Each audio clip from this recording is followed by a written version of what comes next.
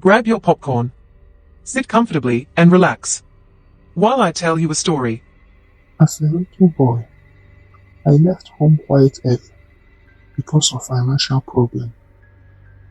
My father, Mr. Vincent, is old and blind, and my mother, Mrs. Cathy, sells fufu in front of our house, and she has been the one taking care of the family. I have two sisters, Stacy, who is 20, and Meglin, who is 18. I am older than them. I am 22. I decided to leave the house after completing classes at the age of 12. I was not intelligent, so I allowed my sisters to continue with their education while I went to look for greener pastures. As the first and only son, I had to make something out of my life and assist my poor parents. While I was in primary school, my fellow students gave me a nickname, Shorthand. I will tell you how the name came about. That fateful day, in my class, we were taught about clocks, and the teacher asked us questions individually. When it was my turn, our teacher, Mrs. Ann, asked me the name of the shortest hand on a clock and its function. I stood up while the whole class was watching and said that the shortest hand on a clock is called shorthand. The whole class burst out laughing. Mrs. Ann didn't find this funny. She asked me what its function was. I replied, "Shorthand is always slow. It does not move fast." Mrs. Ann continued by asking me why the hand is the slowest, and I replied, because the shorthand is lazy. By the time I completed this last part, the whole class has burst out laughing, even Mrs. Ann, who was initially angry with me. Since that day, the whole school started calling me Shorthand. This was not funny because nobody could believe that by class 4, I didn't know about clocks and their function. Anyways, I know better now. Most people from my school still call me Shorthand if they bump into me. My father's childhood friend, Mr. Marcus, who was a headmaster in the next village, needed a houseboy who would clean his shoes and bicycle every morning, arrange his books, sweep his house, wash plates, and clean the compound. I was 13 at the time. Mr. Marcus was a stingy man. Even with all these house chores, he hardly gave me food. I only ate twice a day. Mr. Marcus never had a wife, and he was too economical that women despised him. He measured everything from food down to money. We ate a tuber for a complete week.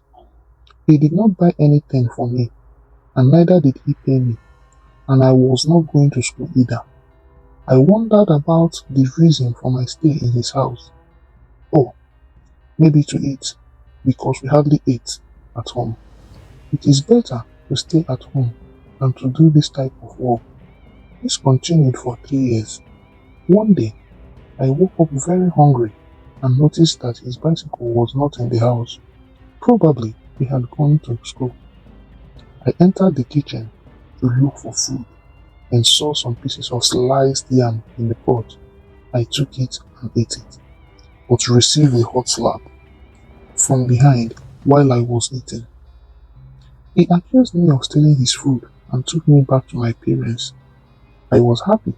At least I had my parents, not a stranger who hardly gave me food. I love food so much, I can't trade it for anything. Few months after Mr. Marcus brought me back home, another man from another village, a palm wine tapper, came and took me to serve him.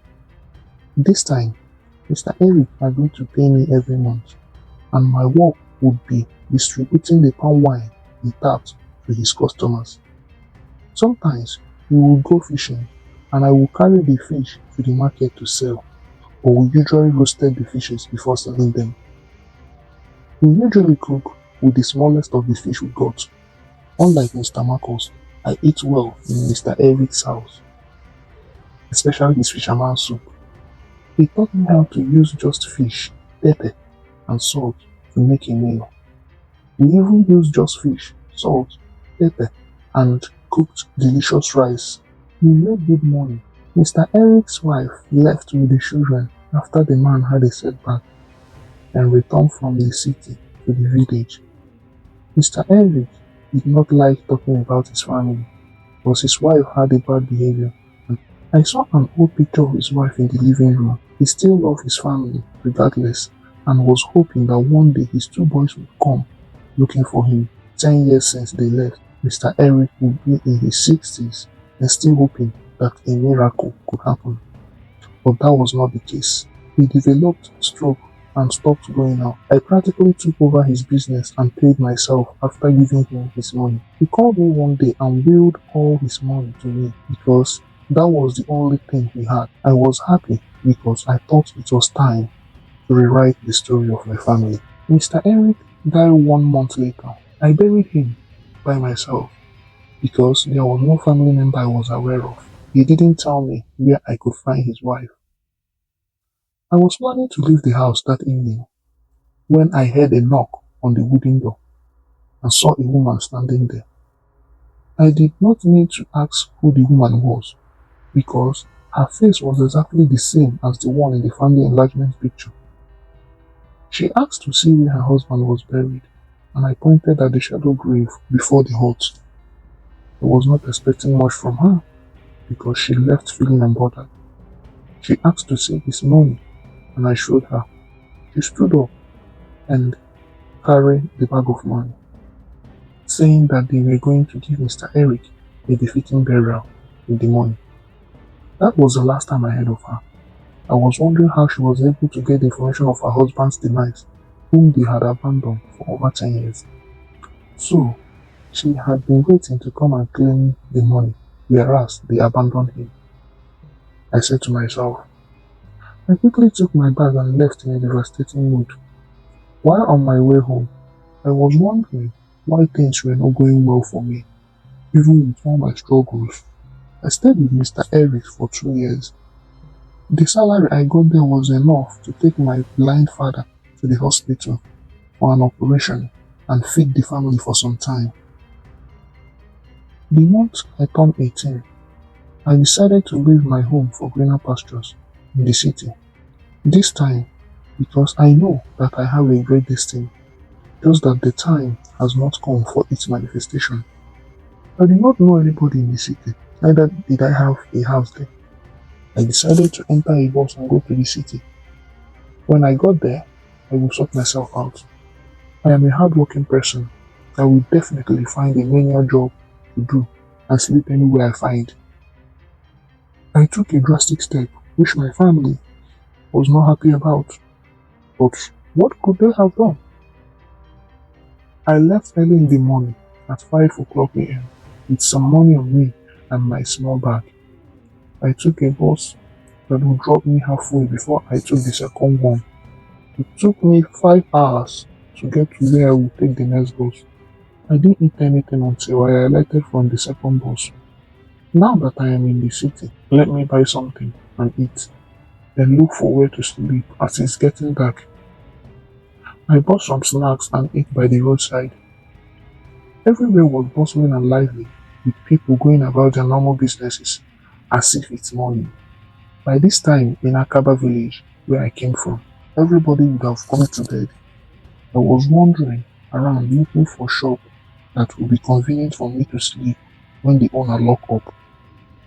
By 11 p.m. at night, the owner of the shop left, and I went there and sat, waiting for 12 a.m. when people would have finally retired to their homes. I did this for complete 2 weeks, waking up before 5 a.m. so that the owner would not notice me. I continued until one night, one burglars made away with some goods in 3 shops before the one I slept in. The security increased, and I had to move out or be termed a burglar. I went to Aduti area, where there are a lot of uncompleted houses. I started living in one of them, with the hope that the owner stopped work for some time because of finance. While I was there, I would go around during the day, looking for ways to assist people by washing plates, carrying building blocks, sweeping and cleaning shops for people. I earned some money from doing this work, so I was able to save quite an interesting amount of money, including the one I came to the city with. My world came crashing down on that Friday morning while I was still asleep at 4 a.m. I was woken up by a heavy slap. I screamed as I opened my eyes. A flashlight shone on my face, and I was blinded. I was taken away by some men in uniform. I found myself in the police station. I started asking them what my offense was, and they told me that the owner of the uncompleted building where I was sleeping had been looking for me. I was surprised because I did not know anybody in the Adoti area. They told me that some months ago, the people building the structure made away with some materials and they were nowhere to be found, so the work had to be put on hold. They got information that someone had been going to the building to carry the remaining material. I pleaded, telling them that I was not among them, that I was only homeless. They refused to listen to me because they thought that the money I had on me was made from selling the material. Easy. Who will speak for you? I mumbled as I was taken into the prison. Every month, the officer in charge would bring me out and ask me to call my lawyer. I don't have any lawyer, I replied each time. When I had stayed in the prison for 3 months, the officer asked me to tell them when I would pay back the things I stole. I told him that I didn't steal anything and I didn't have any money on me since they had taken my money away from me. Oh, Izzy, your parents will think that you are doing well as a hustler, but no, they have no idea that you are in the prison, I said to myself. I was taken back after each question every month. In the prison, there were almost 40 of us in one place. The stinking smell in the prison made me sick, not to mention the bullying. The chairman in the prison, whose name is Biggie One Shot, I don't know his real name, but I was told that Biggie is the master. We always gave him our food, though we only fed once daily. I could see some people dying in the prison, but I could not do anything. I celebrated my 19th and 20th birthday in the prison. I did not want to know the feelings when my parents could not see me for a whole 2 years. A few months after my 20th birthday, I was very sick. I thought I was going to die. I had said my last prayer, waiting for death to complete it. I heard a loud metal sharp noise from afar. I thought I had passed to the great beyond, but I managed to open my eyes. I realized that the inmates were discussing. I had never seen that before. No friend in the prison, so I was surprised with the sudden communication, not altercation this time. I asked one of them in a sick tone, "What is the problem?" He told me that anytime I hear that sound, it means that some inmates will be released and set free. I was not bothered because I didn't know anybody, neither did I have anybody coming to bail me. After some hours, we were all summoned and we assembled in a long queue. Our names were mentioned and we were asked to leave. I was surprised to hear my name among the names because I was not expecting anybody to come for me. I left the prison with just a dirty vest and one shirt. Outside the prison, I was standing by the roadside, lost in thought. Where do I go from here? Even if I want to go back to the village, I don't have the money for transport. Where do I sleep tonight to avoid entering another trouble? While I was asking myself all these questions, hunger was giving me a heavy punch in my stomach. I passed out. I woke up after 3 hours in a heavenly-looking hospital. On my right was a wealthy-looking man and his wife, and on my left was a nurse standing beside a hanging drip which was connected to my palm.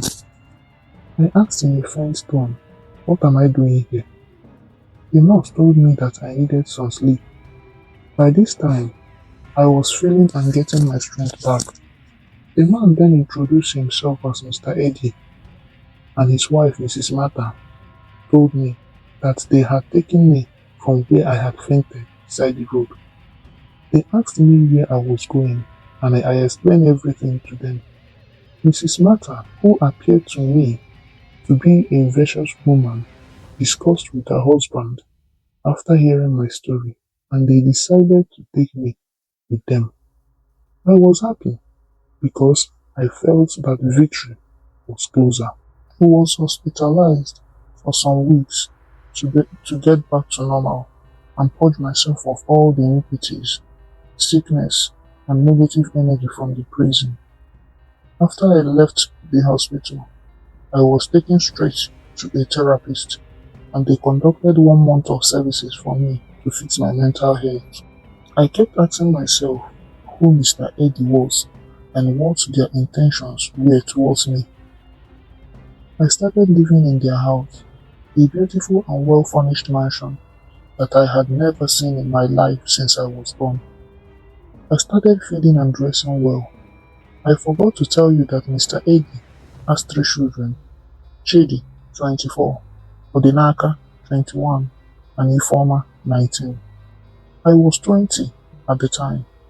Chidi and Odinaka were in the university and only came home during holidays, while Ifeoma was about to enter university. Apart from the children, Mr. Eddie had some living workers: Ada the cook, Tony the laundry boy, and Albert the security boy, none of whom were over 30. When I came to the house, they told me that I would live with them and go to the shop with Mr. Eddie on daily basis. Mr. Eddie is a dealer of small generators. He imports complete generators and sells them. I was happy because I got paid fortnightly, despite the fact that they fed me and gave me shelter. I was able to travel to see my parents once every month. I took my father to the hospital for his eye problem and my mother, who was suffering from arthritis. My 2 sisters started learning handwork. Madeleine was learning hairstyling and Stacy fashion designing. They were happy to see me, but I refused to tell them what transpired over the past 2 years. I don't think they needed that information, and the story would not go down well with my sick parents. The good thing is that I was able to provide for their basic needs. I started building projects on one of our lands. In Eddie's house, I didn't do any chores. I only came home from work, bathed, ate, and slept. I did my laundry during weekends. Things were moving well. After my 22nd birthday, I was at the shop that afternoon when Mr. Eddie came to me and asked me to go home. I looked at the time. The market closed by 5 p.m., but Mr. Eddie asked me to go home by 2 p.m. I was surprised. I told him that it's not 5 p.m. yet. He shouted at me to go home. I was surprised because that was the first time he had shouted at me. I left the shop while Eddie was there. I was contemplating while walking home. Our shop was a 20 minutes walk from our house, though it was only a 5 or 7 minutes drive. I entered the house and was surprised to see Mr. Eddie at home. I knew that he might have driven home, but I was not expecting him to come home. At home, everybody was present except for his 2 sons who were at school. Ifeoma was standing beside her mother, crying, while the other workers stood with crossed arms. Eddie sat beside his wife and bowed his head in thought. He raised his head after some minutes. I was still surprised. Eddie asked Ifeoma to repeat what she had said earlier. Ifeoma said that I, Izzy, was the one who got her pregnant. I screamed and asked her how. Eddie asked me to shut up. Ifeoma is a very beautiful girl. I had been avoiding her since I started living with them because I had heard stories of servants impregnating their master's daughter or sleeping with their master's wives. So I avoided Ifeoma with all my strength, even the female cook Ada and the master's wife. After avoiding them like a plague, they still accused me. I pleaded with Eddie, trying to prove my innocence, but no one listened to me. Eddie said to me, "After picking you up from the gutter, this is how you choose to reward me. Leave my house and never come back." Eddie took everything I had and chased me out of his house. I left the same way I came, with tears in my eyes. I left Adoti that night because I had some change with me. I refused to eat so that my transport fare would be enough to travel. I went to Bolinda. Bolinda was known for producing footwears and handbags locally. I was afraid of sleeping outside because that was what led me to jail for the first time. I found an empty and abandoned warehouse and passed the night there. I couldn't sleep because I had to monitor to know when someone was coming. After 1 week of no food, I decided to go out and look for food. I started begging people for money to eat. I heard a voice from afar shouting, "Short hand! Short hand! Short hand!" I had totally forgotten that I had a nickname over these years. I was surprised, looking around because whoever called me by that name must have known me from Keke, nursery and primary school. I saw a young man of my age approaching me, but I could not recognize his face until he got closer. I screamed, "Randy!" Randy was my classmate from the same class where I was given that nickname. We hugged. Randy was happy seeing me. He was even thanking God on my behalf because I looked more like a human being since I started living with Eddie, even though I had not eaten for a week. I still look fresh. I asked Randy what he was doing there. He told me that he was serving his masters who dealt with all kinds of leather, shoes and bags. After telling Randy my plight, he decided to take me to his master. Randy really saved me. He explained to the master that I was his brother from the village who was interested in learning how to sell leather and how to make shoes and handbags. The master, Mr. Johnny, refused to take me, but he took me to his friend Mr. Joe. I sat on a wooden bench outside Mr. Joe's shop, waiting for Mr. Johnny, who was talking to Mr. Joe on my behalf. I slept off without knowing. Mr. Joe tapped me on the shoulder while I was sleeping on the wooden bench outside his shop. I woke up feeling like someone who was being punched. I hadn't slept for almost 1 week because I had no shelter. I jumped up and screamed, "Sorry, sir." We both started laughing. Mr. Joe took me as his servant. We agreed that I was going to serve him for 1 year before he would start paying me because I was going to learn the business. I accepted. He also gave me a room in the boys' quarter in his house. I was happy so that I'm not going to the main house where the family lives to avoid accusations. I was really happy because it's not easy for a stranger to accept you without knowing anything about you. I think Randy covered up for me. Randy was like my angel. I always go to Randy's shop to greet him and his master every morning. Their shop was not far from ours. I do visit my people once every month, unlike before. Being a hardworking guy and a hustler, I was able to make Mr. Joe happy. After serving Mr. Joe, and it was time for him to start paying me, as agreed, he did not pay me. I asked him, and he said that he will pay me when he feels like to do so. This is 3 months later, and I'm still not getting paid. I went to Randy and explained to him. Randy told me to go and pray because Mr. Joe is not the type of person that owes people or doesn't keep promises. I went home that day thinking about my life and the things that I've been through. As if Randy was still talking to me, his voice echoed thrice. The truth is that I have not been to church since I left home, and I don't even pray. I grew up in a Christian family and prayer warriors. I looked at the time and it was 7 p.m. I went to one of the churches that I usually pass while going to work. It is not a service day. but I am going to seek the face of my Maker. When I got there, the door was locked. I was about to go home when a voice told me to use the side door. It was open. I lay face down on the floor right in front of the altar. I could not say a word because I was swimming in the ocean of my tears. I was still weeping when I saw myself kneeling in front of a man seated on a golden throne in a serene environment. The man, whom I could not see his face, asked me with a thunderous voice, "What do you want me to do for you?" Trembling on my feet, I answered, "I want to know you and more of you, sir." He said, "Go home." Immediately I turned. I was surprised that it was night already. A lot of questions were on my mind. Is that God? Why was his face hidden? Does it mean he does not want to help me? Does it mean he is no longer God? All these questions, I don't have their answers. I got home by 9:30 p.m. On entering the compound, Mr. Joe called me. He asked me where I had been to. I lied that I went to the field to relax.